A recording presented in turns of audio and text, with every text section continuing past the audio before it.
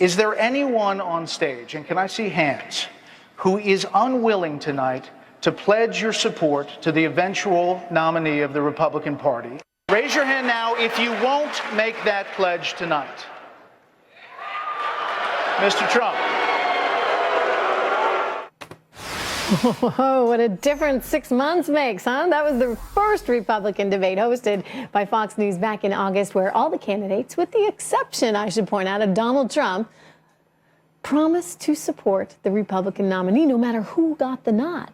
But now, that support that they once professed, it's wavering. I think it is a disaster. I think it's a disaster for Republicans, for conservatives. I think it's a disaster for the country.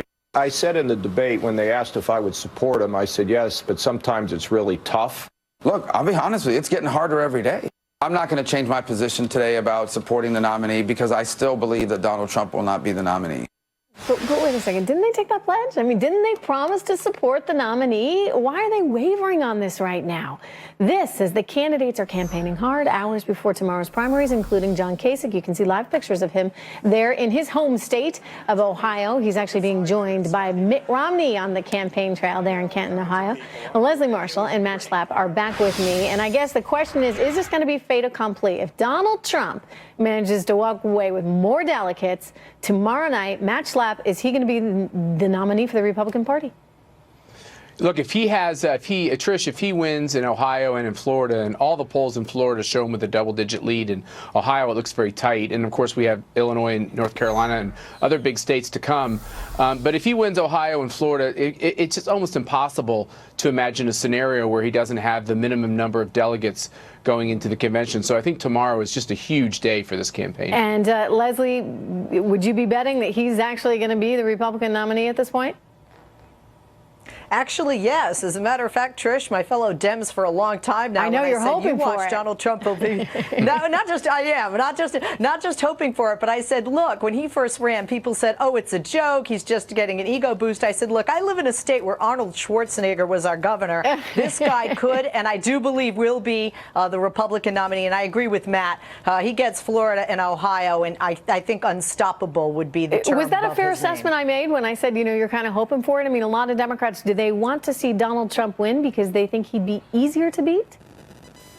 Yes. I mean, quite frankly, the polls show, and I know after Michigan, we're all sort of like, well, double-digit lead for Donald in the polls in Florida doesn't necessarily mean it's going to go down like that. But in polls, head-to-head, whether it's Hillary Clinton or Bernie Sanders, and most left and right do believe that Hillary will be the Democratic nominee, but that she has a lead when we take an average of the polls with Trump. And as a matter of fact, it looks like Marco Rubio would be harder for her to beat, and even Ted Cruz would be harder for her to beat than Trump. So, which yes, is why some of the establishment is concerned, and they would like to see the possibility maybe even of a contested convention so they could get someone else in there. But Matt, I just wonder if they're undercounting the ability for Donald Trump to go after the traditional Democratic voter. I'm talking about the blue-collar manufacturing worker that might feel pretty betrayed by the likes of NAFTA and things like TPP, which Hillary Clinton supported while she was Secretary of State. Is that going to come back to haunt her? And does Donald Trump, if he's the nominee, have a shot at these voters?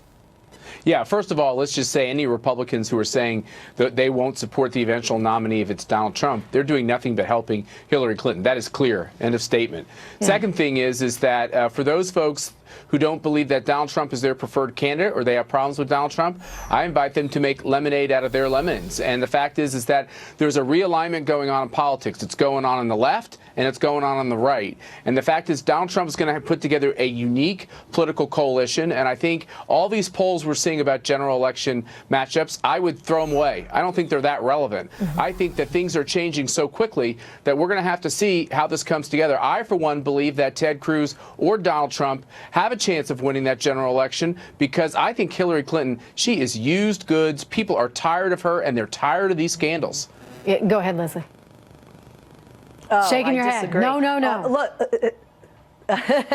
you're supposed to disagree with me. I know.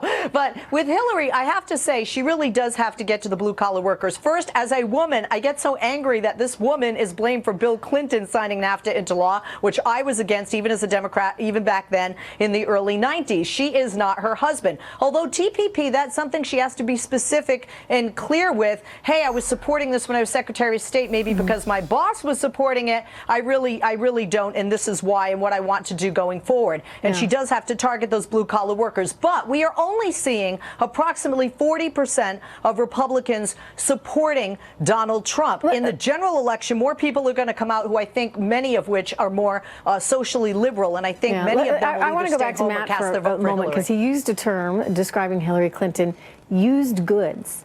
What do you mean by that? I just mean that, look, we've seen this movie, and we know how it comes out. And the fact is the Clintons believe that there's a separate set of rules for them. Bill Clinton thought that, and I think Hillary Clinton clearly has shown that with her emails and the way she kept her records and everything else. It's like the one thing the American people are tired of is the fact that people in government think that they can play it their own way, they can hide from transparency, and I think those days are over. And Hillary Clinton is somebody who the American people have seen up close and personal, and I don't think they love this person. Yeah, it's not a nice thing to say, though. Used goods. Oh, fair enough. Okay, I'll take it back. Let's say this. I think the Clintons' best day in politics was behind them, and I think the American people are looking for somebody fresh and new, and that's why a lot of the heart of the liberals are with Bernie Sanders. So in other words, you mean she's establishment. That's a nicer way to frame it. We'll right, say she's the establishment too, okay? I'm going to take your coaching, okay? You got it, Matt. Anytime. Thank you so much. Good to have you guys here.